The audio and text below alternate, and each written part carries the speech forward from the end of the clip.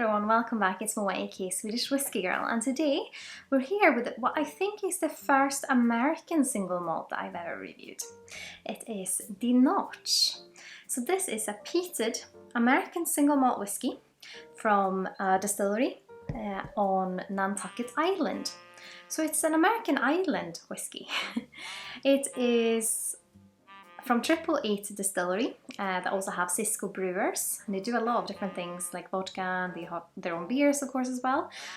And a few years ago, was it last year?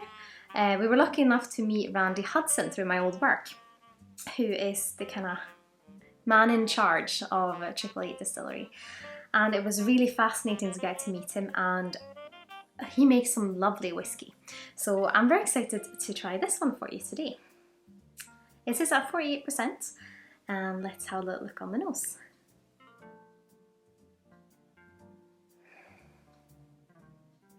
It has such an intriguing nose. There's a sweetness there. There's like dark fruits, quite mysterious dark fruits, and then it has like a leather vibe. I don't think you get that much peat straight away, but it's kind of lurking in the back, like a leather note instead of being smoky or peaty straight away.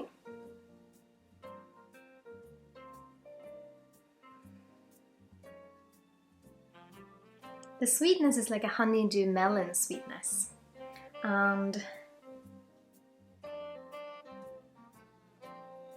the fruitiness is like a mixture between really sun-ripe oranges and cherries and some dried pineapple perhaps.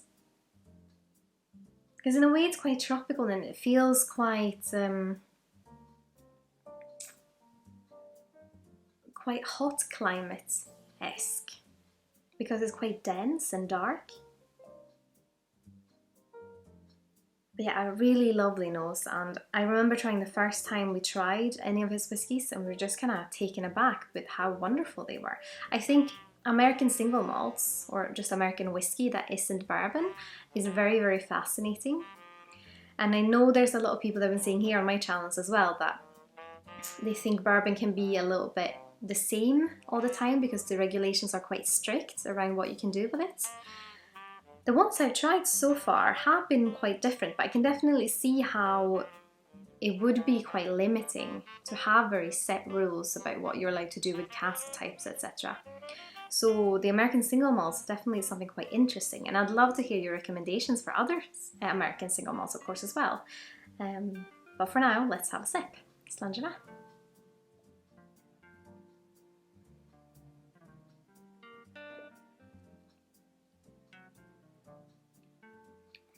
There's more smoke coming out on the palate, but it's almost like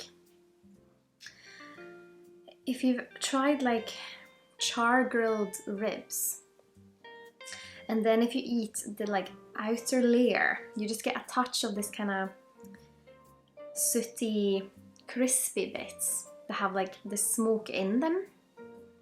It's that kind of smokiness because it's a little bit of this kind of darker, meaty smokiness in a way. Definitely quite dense and quite heavy, but then it's surrounded by this lovely fruitiness, which is the same kind of, I would say it's exactly the same fruitiness that you get on the nose that you get on the palate, which is also now just lingering with me. I don't have much smoke left, but that fruitiness is still there. It's kind of a little bit like that dried pineapple, cherries, maybe some like, yeah, that orange definitely there. It's lovely. It's really nice. I really like it.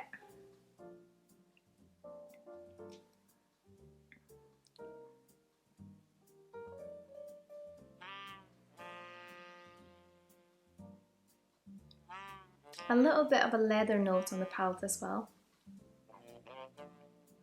which goes alongside the smoke. And then it does have an oakiness and some tannins, but they're very soft and gentle.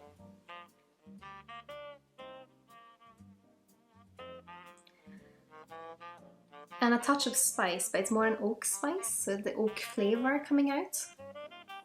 And the oak isn't dry at all. I'm just trying to think how I could describe it.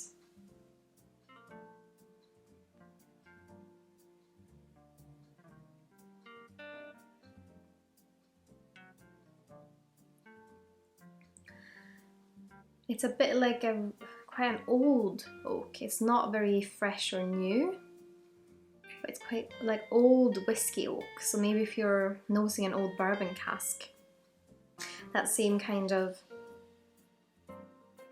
you get quite a dark and murky oakiness from it because it's been resting for quite long.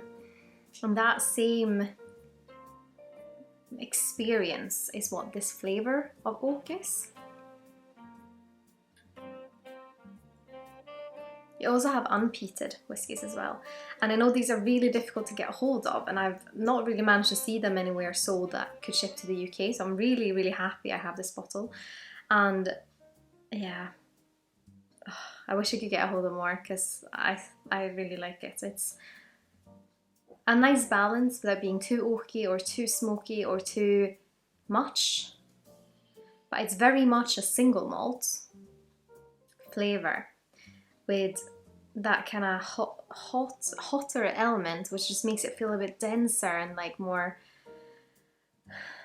different in that way, but still very traditional flavours that are very well rounded. I mean, yeah.